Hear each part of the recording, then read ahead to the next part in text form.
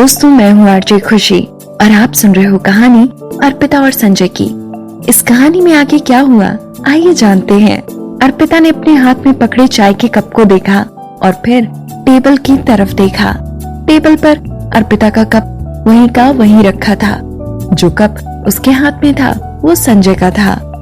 अर्पिता ऐसे शांत हो गई जैसे कि वो कोई मूर्ति हो। फिर कुछ पल बाद उसने धीरे से उस कप को टेबल पर रख दिया। अर्पिता ने ऐसे दिखाया कि जैसे कुछ हुआ ही ना हो और फिर उस सर्विस स्टाफ को एक नया कप लाने के लिए इशारा करने ही लगी थी कि मिस्टर जॉनसन फिर बोल पड़े, आप दोनों का रिश्ता बहुत ही प्यारा है। आप तो चाय भी एक ही कप से पीते हैं। अब माहौल और भी अजीब हो चुका था। अर्पिता तो जैसे पागल ही होने लगी थी। उसका मन कर रहा था कि वो उस चाय के कप से ही अपना सर फोड़ ले। उसने जल्दी से सर्विस स्टाफ को बुलाया, पर इससे पहले ही संजय ने उसी कप में जिसमें अर्पिता ने अभी चाय पी थी थोड़ी और चाय डाल दी। फिर उसे अर्पिता के सामने रखते हुए उसने पूछा, क्या तुम्हें और चाय चाहिए? वो क्या जवाब देती? उसे तो ये सब खुद के लिए बिछाया हुआ जाल लग रहा था। अगर वो मना करती तो ऐसा लगता कि वो किसी के झूठे कप में चाय नहीं पीना चाहती थी। हालांकि उसने अभी अभी संजय के झूठे कप में चाय पी थी। अगर वो हाँ कहती तो ऐसा लगता कि वो एक दूसरे को बहुत पसंद करते थे। मिस्टर जॉनसन को पहले ही उनके रिश्ते को लेकर गलतफहमी थी। अगर वो संजय के कप से दोबारा चाय पीती तो वो बाद में क्या जवाब देती? उसके दिमाग में तो एक और ही अजीब बात घूम रही थी। अगर वो दोनों एक ही कप से चाय पियेंगे तो क्या ये एक ही तरह की इनडायरेक्ट किस नहीं होगी? ओहो, ये क्या हो रहा है? अर्पिता परेशान हो रही थी।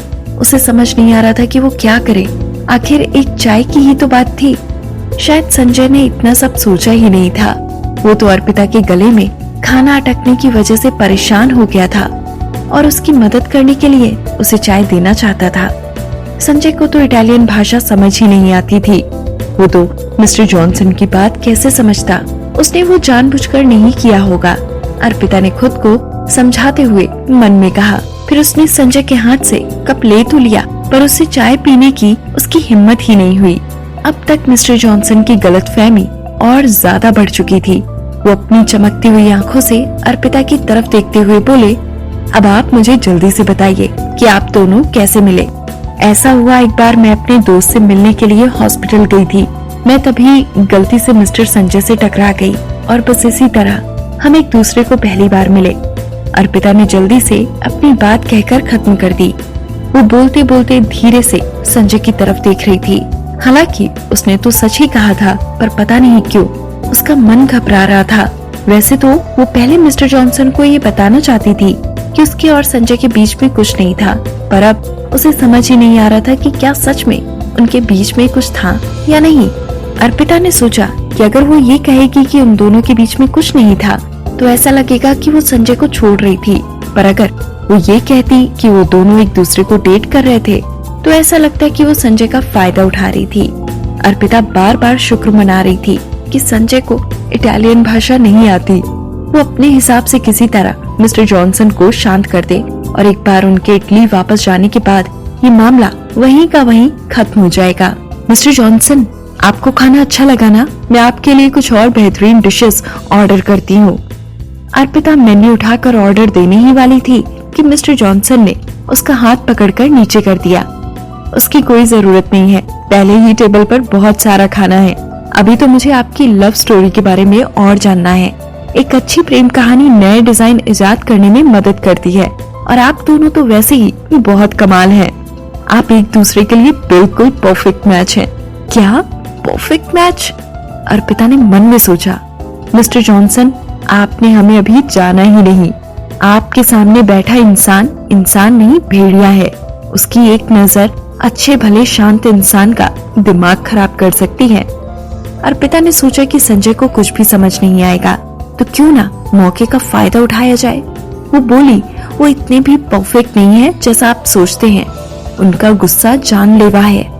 जैसे ही संजय ने अर्पिता के कहे हुए शब्द सुने, उसका चेहरा बदल गया।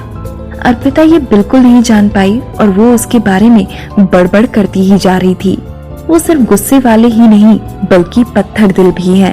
उन्हें अपने आसपास के लोगों की कोई परवाह नहीं है। जब मैंने उन्हें पहली बार जाना था, मेरा मन किया कि मैं उन्हें गैस के सिलेंडर से उड़ा दूं।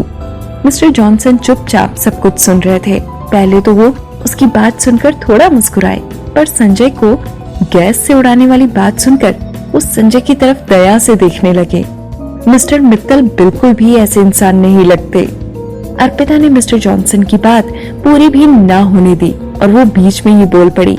आप ऐसा इसलिए कह रहे हैं क्योंकि आप उन्हें अभी नहीं जानते हैं। मैं कोई कहानियां नहीं सुना रही हूँ। ये सच है कि वो एक अच्छे बिजनेस पार्टनर है, पर अगर डेटिंग की बात करें तो ऐसे इंसान के साथ तो बिल्कुल डेटिंग नहीं करनी चाहिए। जब भी आपकी सोच नहीं मिलेगी तो वो तुरंत आपको नजरअंदाज कर देंगे। ये सब कौन बर्दाश्त कर सकता है। अर्पिता के लगातार बड़बड़ करने से उसका गला सूख गया था। उसने तुरंत ही संजय ने जो चाय उसके लिए डाली थी उसने उठाई और पी गई। खाली कप नीचे रखते हुए उसने संजय को कहा, मुझे और चाय चाहिए, प्लीज थोड़ी डालिए ना। और फिर वो दोबारा मिस्टर जॉनसन से गप्पे लड़ाने लगी। जब संजय ने अपने सामने रखा हुआ खाली कप देखा, उसका चेहरा गुस्से से काला पड़ गया। वैसे तो अर्पिता उसके सामने कितनी अच्छी बनती थी, पर संजय को आज पता चला कि वो तो उसे गैस के सिलेंडर के साथ उड़ा देना चाहती थी। और उसने कहा था कि संजय जैसे इंसान के साथ तो कभी डेटिंग नहीं करनी चाहिए। संजय की नजरें तीखी हो गईं। उसने अपने हाथ में पकड़े हुए कप को इतनी जोर से टेबल पर रखा कि वो कप कड़क की आवाज करते हुए टूट गया और संजय के हाथ से खून बहने लगा। इतनी तेज आवाज होने से हर कोई उसकी तरफ देखने लगा। अर्पिता तो अपनी सीट से उछल ही पड़ी।